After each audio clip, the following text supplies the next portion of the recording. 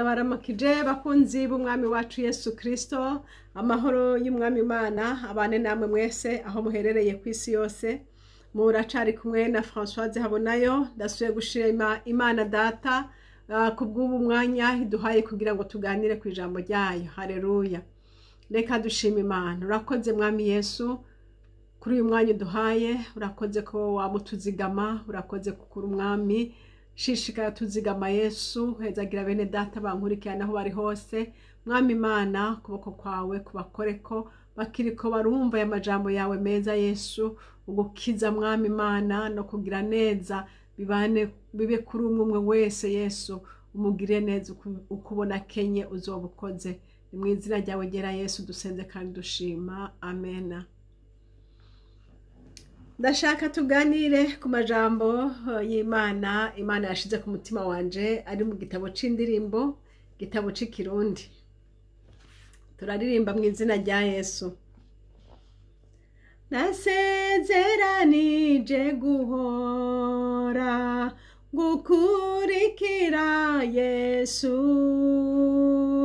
iminsi yose umpore hafi, mukiza wanje mwiza. Sinzokwigera ntinya intambara, wewe umpagaze hafi. Niwe sinoshobora kuzimira, niwahora unyobora. Ndagomba kukumva hafi, kuko ivy'isi binsuka, amajwi yavyo numva agomba kungwisha ngo nkumveko. Ababisha bari bankikije, bari inyuma n'imbere, ariko Yesu batangire undinde ibicumuro.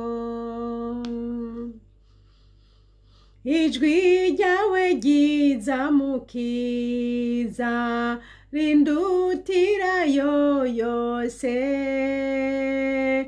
unyongorere mu mutima, sinkumvira ibinsuka. Wamumvugira hafi ngo ndeme, umbarire ivy'ugomba, uvuge nanje nzokumvira, mukiza nizigira. Wamumvugira hafi ngo ndeme, umbarire ivy'ugomba, uvuge nanje nzokumvira, mukiza wanje mwiza. Mukiza wasezeranije abagukurikira, yuko bose bazoja iwawe, bagahorana nawe. Kandi nanje nasezeranije guhora ngukorera, fashisha ubushobozi bwawe, databuja mukunzi. Kandi nanje nasezeranije guhora ngukorera, fashisha ubushobozi bwawe, databuja mukunzi. Kandi umpe kugera ikirenge muci wawe ndongozi, nta bundi bushobozi Yesu nizera atari ubwawe.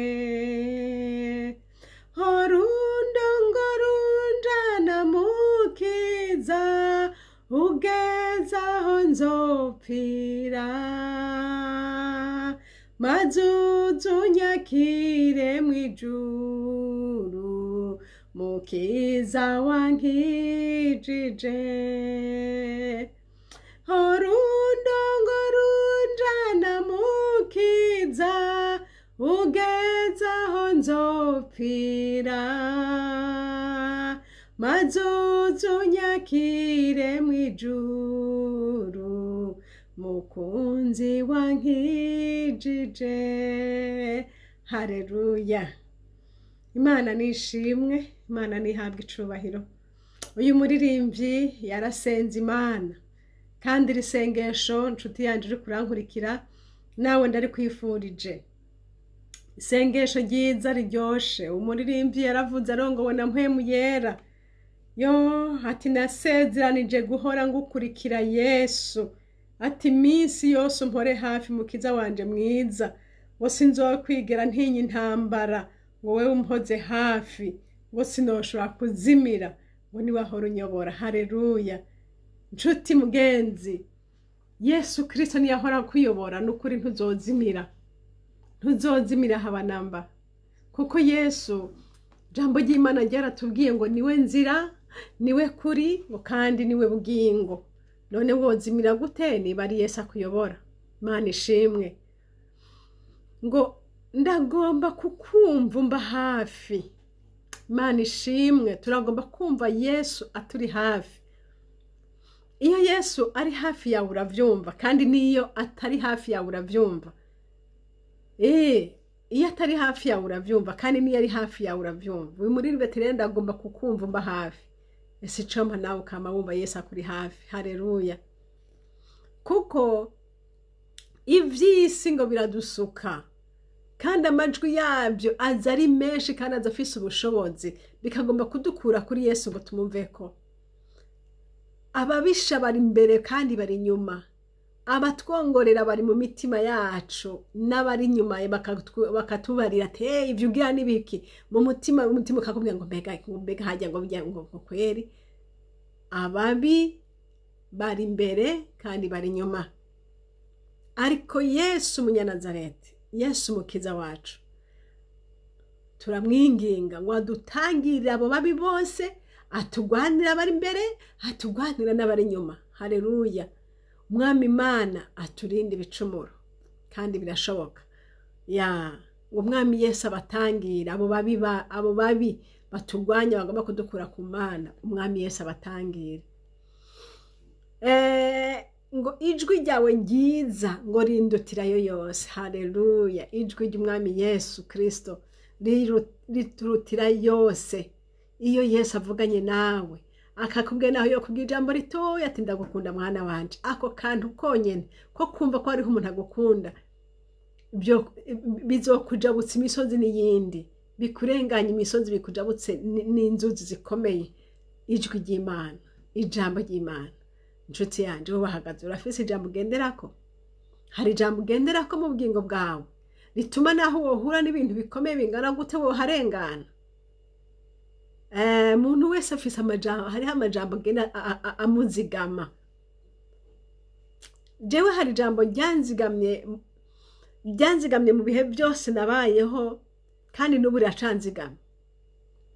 Ijambo rivuga ngo nzokwigisha nkwereke inzira ucamwo, ngo nzokugira inama, ngo ijisho ryanje rizokugumako.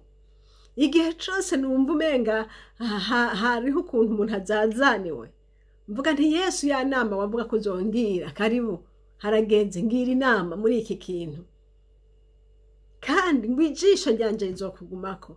Na kuvuga ngo naho noba ndi jenyene, ndi mu nzu ya jenyene, canke ndi hantu ata wundi muntu turi kumwe, menya ngo ijisho ry'Imana ringumako. Haleluya. Bikantera kutavuga ngo nakarambona canke ntambona, ariko nkamvuga ngo ijisho ry'Imana rindeko. Haleluya. Imana nishimwe. Hari umuntu wese afise ijambo.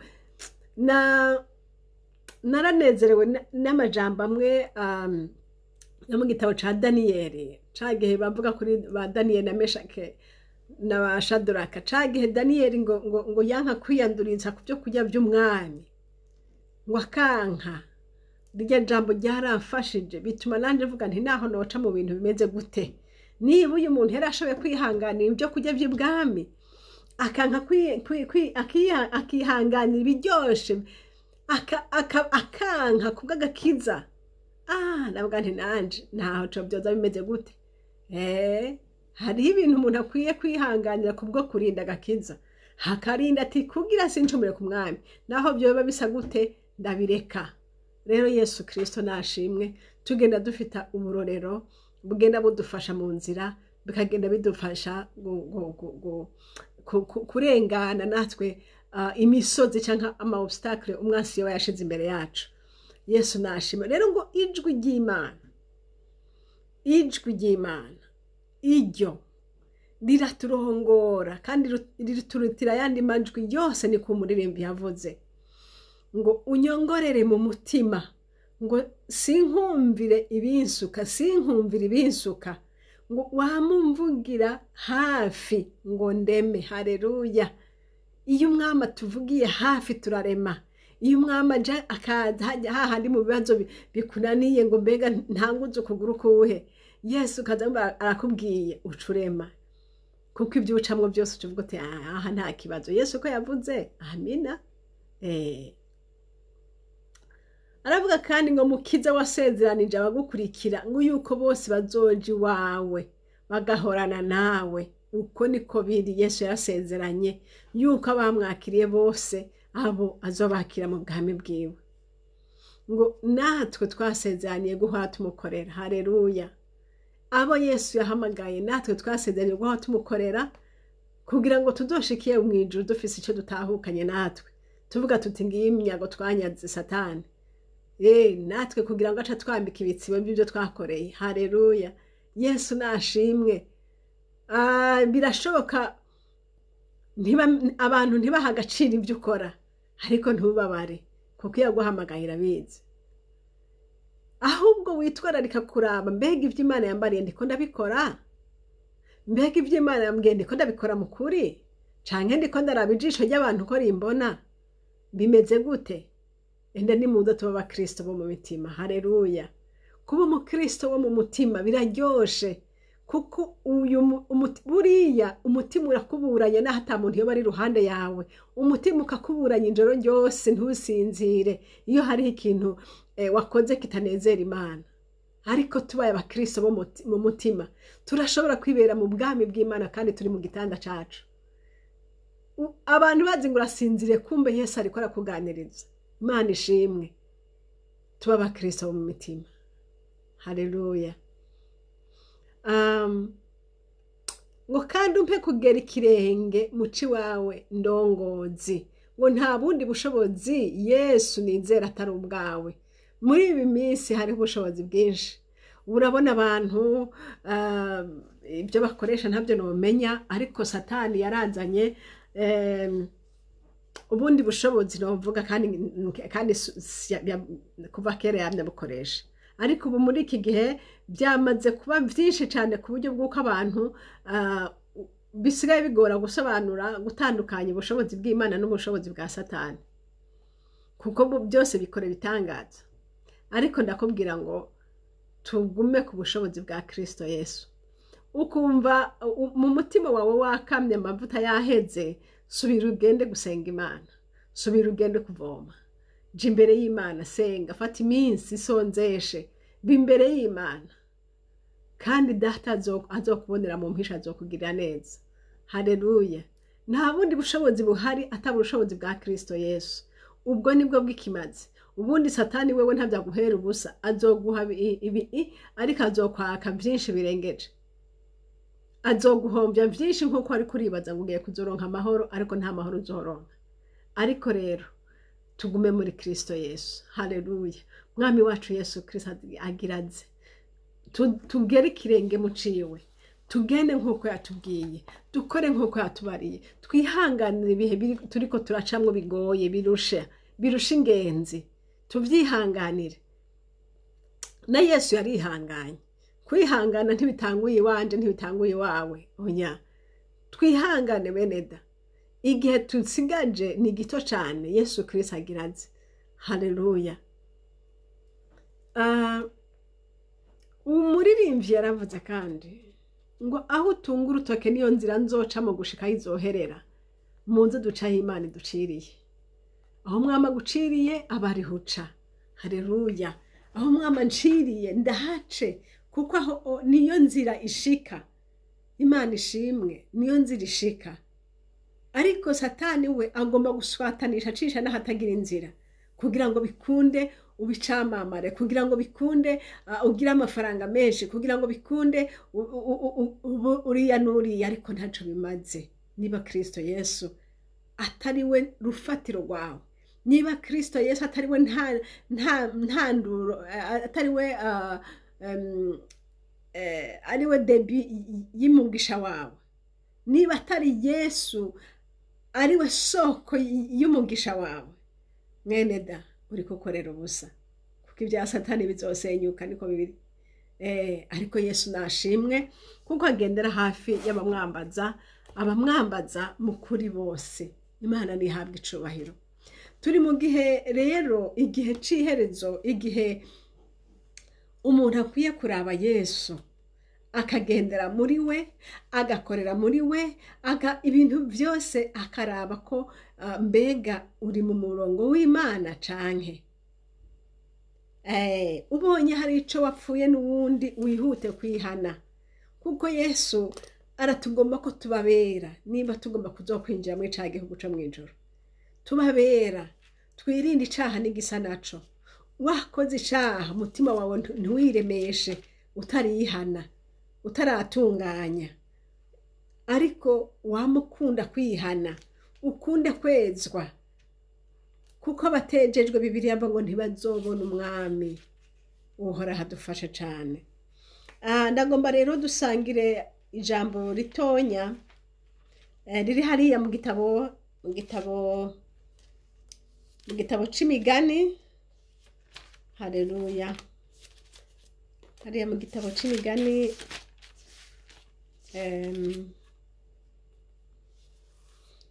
igitabo c'imigani igice ca 27 ku murongo wa 12 n'umurongo kunda kumfasha cane, kandi nawe nibaza ko mwene data wogica ugufashije. N'umurongo uvuga ngo umunyamakenga iyo abonye ikibi kije arikinga, ariko imburabwenge zikomeza inzira zigahanwa. Umunyamakenga iyo abonye ikibi kije arikinga. Ndakwifuriza mwene data kugira ubwenge buva mu ijuru. Amakenga y'Umwami Imana abane nawe. Ngo umunyamakenga iyo abonye ikibi kije arikinga, ariko igipfu coco kica kiza kikiyerekana kandi kikaca gitwarwa navyo. Uhora hadutabare. Ngo imburabwenge zikomeza inzira zigahanwa, aho kwikinga zigahanwa. Hariho abantu benshi batazi gutandukanya ibihe. Turakwiye gutandukanya ibihe, ukamenya igihe co kuvuga n'igihe co guhora, igihe co kwinyegeza n'igihe co kwiyerekana. Haleluya. Yesu Kristo adufashe. Turi mu bihe bitandukanye, klima zigenda zihindagurika, hamwe imvura iragwa ahandi izuba rikaza. Umunyabwenge rero n'umuntu amenya ko mu gihe c'imvura akwiye kwambara ikoti y'imvura iresista ku mvura. Umunyabwenge n'umuntu azi ko mu gihe c'izuba ryinshi akwiye kwambara impuzu itazana chaleur nyinshi, impuzu itazana ubushuhe bwinshi. Kugira ngo iyi si tubibemwo tukwiye kumenya igihe co kuvuga n'igihe co guhora, igihe co gutera n'igihe co kwimbura. Ubwo bwenge bw'Imana ndabikwifuriza mwene da. Ndabikwifuriza kuko aho niho uzoshobora guca muri iyi si, ugashobora kugenda ugashika imbere, mbese kandi ugashika no ku ntego yawe, kuko wamenye gutandukanya ibihe. Muri iyi myaka turimwo ni imyaka igoye, ni imyaka umuntu akwiye kuba umuntu w'Imana, wegereye Imana cane kugira ngo wumve ico Imana iri bukubwire. Hari ibintu biza bishushanije bifise ishusho nkaho byose ari vyiza, ariko atari ko bimeze. Mu minsi iheze narababwiye ikintu Umwami Imana yampishuriye. Nabonye umuntu ariko arasereva ivyo kurya, ibiharage n'umuceri, kandi ivyo biharage vyari bibisi, yarahejeje kubigosora ndiko ndaraba, aca bicanga na wa muceri uhiye, aca tereka ku isahani, akaribisha abashitsi, akaribisha abantu ngo bagure barye. Abantu rero babonye yuko ari umuceri n'ibiharage n'ibintu bisanzwe, barabimenyereye kubirya, ntibobanza kubaza ngo mbega ibi biraribwa, barabizi ko biribwa. Ariko mwene da, utahishuriwe n'Imana ngo umenye uti ibi biharage ni bibisi, upfuye kumva gusa ngo bariko baravuga ngo karibu karibu karibu, uzorugwamwo. Mwene da, hatagira ibanga ryo gusenga no gusaba Imana iguhishurire ivyitwa ngo ni vyiza vyose. Nurabe mbega koko ni vyiza, mbega koko ndabikore, mbega koko inzira ndayicemwo, mbega koko inzira nayicamwo irashikana, canke naho ni uburyo bwa Satani ariko aragukoka kugira ngo winjire, umaze kwinjira aca kugaranirayo ubutakivayo. Dusenga Imana, dufise Imana ivuga, dufise Imana ihishura amabanga, dufise Imana iriho yamyeho kandi igirize. Inshuti yanje, ndaguhamagarira kongera gufurura ingabire y'Imana iri muri wewe ngo yongere yake. Inshuti yanje, ndaguhamagarira kongera kwegera Imana kurusha uko wayegereye, kuko turi mu bihe bigoye gutandukanya urwafunururo. Nibihe bigoye kumenya bari mukuri n'abatari mukuri. Nibihe bigoye gusobanukirwa kumenya mbega iri jwi ririko riravuga uku, mbega ibi bintu ni ivy'ukuri canke. Ariko turashima Imana, Yesu Kristo yarabivuze, ijambo ry'Imana ryarabisobanuye ngo ntacuhora hazokora atibi akabanga basavye ibiwe avugisha. Imana ishimwe.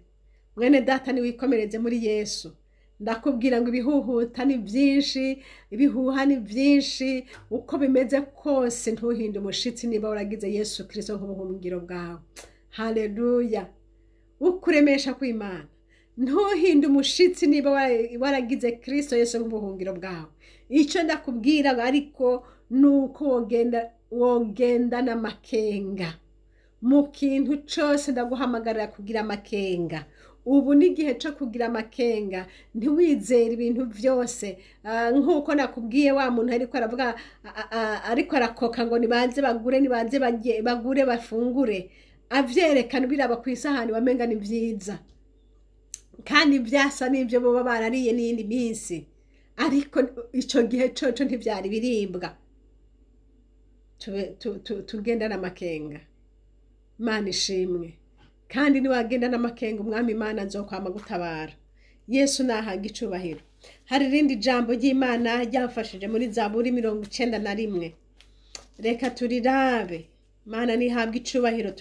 Turi mu nzira ija mwijuru, kandi aha naho niho tumenyera Imana twizeye ni yahe. 91 ku murongo wa mbere ngo uba mu bwigobeko bw'isumba vyose azokwama ari mu gitutu cishobora vyose. Haleluya. Uba mu bwigobeko bw'ishobora vyose azokwama ari mu gitutu. Amena. Igitutu c'inyabushobozi, igitutu cishobora vyose, igitutu kigukingira mu gihe hari ndugumba, kigukingira mu gihe hari bihe muri klima itameze neza, ukiberaho ariko abandi bo bariko baricwa n'izuba. Ndakubwira ngo wibere mu mwami Yesu, wibere mu ihema ry'Uhoraho, wibere muri Data wa twese, wame wivomerera mu gihe c'igigatwa, woho wame wuzuye ubushobozi bw'Imana. Haleluya. Nta handi biva ku mavi, biva mu gusenga, biva mu gusoma ijambo ry'Imana, biva mu kwama wirinda, mu vyuvuga wirinde, mu vyumviro wirinde. Haleluya. Mwumve ko Yesu mwegeranye cane, ngo uba mu gitutu cishobora byose. Haleluya. Uba mu bwigobeko ngo azokwama ari mu gitutu ciwe. Mu gihe c'izuba ntuzotinya, mu gihe c'intambara ntuzotinya. Uyu muririmbyi yavuze ati mu gihe c'intambara sinzotinya, ati kuko Yesu Kristo, haleluya, ati wewe niwe umpoze hafi. Oh Yesu we, Imana ishimwe. Mu gihe c'intambara ntitwotinya, mu gihe c'inzara ntitwotinya, kuko Data arazi bizogutunga aho biri. bene mana nimureke kuganya, bene mana nimureke kuganya nk'abadafise imana, kuko mu bihe by'ubwoba, mu bihe ibintu byose byacitse, Yesu azogutumira ibikona bizokugaburira. Mu gihe atawundi muntu n'umwe azoba kubona, Imana izogutumira umumarayika mwijoro azokuzanira ibigutunga. Kimwe gusa, guma muri Kristo Yesu, mwemangire, uguma umwizera ntumumveko. Haleluya! Uyo azokuziga mu gihe cyose. Imana ishimwe. Naho uzokumva ngo inyuma hari inzara, inyuma biracika, ariko muri wewe data azokwama agutena ansharge, azokwama akwitwararika, kuko yarasezeranye turabaye Yesu, kandi Yesu nawe akaba ari we araba byose. Uyo rero ntitumugire udashoboye, ntitumugire utazi kurwana intambara. Arazi kuyigwana. Haleluya! Arazi kuyigwana kandi arazi kwinesha. Si yagwaniye ba Daniyeli, ntimwabibonye? Hagati mu muriro ntibavuyeyo, bakavayo. Ariko abandi batereweyo barasumiwe ngo umuriro warabarandagase, n'impuzu zabo ntizari zikiboneka. Ariko abandi bavuye ngo n'impuzu zabo ngo nta nakotsi kanuka ku mpuzu zabo. Kubera iki? Kubw'Imana. Y'Imana twishimiye, n'Imana ikomeye. Mwene data, ndagomba kukubwira ngo reka kuganya, reka kurira, dufise Imana. Naho umwijima wocura mw'isi yose. Hari abantu muri iyi minsi Imana imaze iminsi ihishura ko hagiye kuza ibihe bikomeye, ibihe by'umwijima, imvura nyinshi n'ibindi. Ibyo ntibizobura kuza, kandi bizoza. Ariko ntidutinya. Isi irahinduka, niko bimeze. Isi irahinduka, niko bimeze. Ariko naho biruko, ntidutinya. Dufise Imana. Imana yacu ntihindagurika. Imana yacu ntihindagurika. Ibyo mw'isi birahinduka, harabaho ingorane, harabaho ingwara, harabaho biriya na biriya, harabaho ihindagurika ry'ibintu, niko biri. Ariko ndiko ndavuga bene Mana, ntiduhinde umushitsi. Mu gihe hari inzara, Yesu arabizi, arazi bizogutunga biri. Kwa kundi yagaburira Eliya, kwa kundi yamuha amazi yo kunywa, kandi ari gihe imvura yakamye hose, yari yamusigaje akagezi. Nawe ntutinye rero. Iyo twizeye n'iriya nyene, kandi ijya yoyo ntiraba abantu ku butone. Ijya yoyo ikunda abantu bose. Uyizeye wese mugirira neza. Ndaguhamagarira kudahagarika umutima n'ibihuha biri mu isi. Ntuhagarike umutima n'ibintu biri muri iyi si. Habana mba bizoza, n'ibindi bizoza, impuha z'intambara zizoza, n'intambara zizokwinjiramwo. Ariko abene Mana turazi neza yuko iyi si tuyiriko nk'abashitsi. Iyi si tuyiriko nk'abantu bari mu rugendo, turi ingenzi. Rero tubonye bukeye dushima Imana, bwije tugashima Imana. Ariko tuzi ko urugendo rwacu riko ruregereza. Haleluya! Inzira yacu turiko turayirangiza. Haleluya! Uko buca uko bwira, niko ukwiye kwamamenya ati ndiko ndegereza wa munsi w'umwami wacu Yesu. None rero biruko tureme Yesu wacu ari kumwe natwe, kandi igihe kigeze azodutahukana mu ijuru. Umwami Imana abahezagire, Umwami Imana abaha umugisha. Yariri jambo ngo uba mu bwigobeko bw'isumba byose, uyo azokwama ari mu gitutu cishobora byose. Ico gitutu c'Umwami Imana came kuri wewe. Aho uri hose, igihe c'indugumba woho wibere mu gitutu. Igihe c'ibintu biteye ubwoba biri hanze, wibere mu gitutu c'Uhoraho. Ibintu byose wumva bibombagurana hirya no hino, wibere mu gitutu c'Uhoraho. Aho hari harimwo ibigutunga, harimwo ibigutungira umuryango, harimwo ibihaza umutima wawe, harimwo ibineza neza byo mwijuru. Uhoraho Imana aguhezagire. Uko atunga abari mu Burayi, niko atunga n'abari mu Burundi. Uko atunga abari mu mpera zine z'isi, uko niko atunga abantu bose bamwizigiye. Uko adutunga niko agutunga, kandi niko yatunze n'abera bayo. Rero Umwami Imana nashigwe hejuru. yuko atigeze ahemukira bamwizigiye, ahubwo bamwizigiye bava mu bwiza baja mu bundi, kuko umwami Imana abashinze kwijisho. Izina ry'umwami Yesu Kristo rihabwa icubahiro. Amen. Urakoze mwami Yesu, turagushimiye cyane ku majambo meza utubwiye yo kurema, yo kwishimira wewe, yo kumenya ngo mu gitutu cyawe hariho ibidukwiriye byose. Nuhabwe icubahiro rero Yesu, muntu wese atarakwakira umwe kugira inzara n'inyota wo kumenya ni gute bo kwinjira mu bwihisho bwawe. Kandi Yesu, umuntu wese akugomba umwugururire kukubona. Ndagushimiye kubikora gutyo, ni mu izina ryawe ryera Yesu. Amen. Haleluya. Imana nibahezagire. Iyi shene turiko ni shene Habonayo, kandi nimero za telefone ni za zindi, ni +46 768 0065 46. Imana y'ububasha ibahezagire mwese. Amen.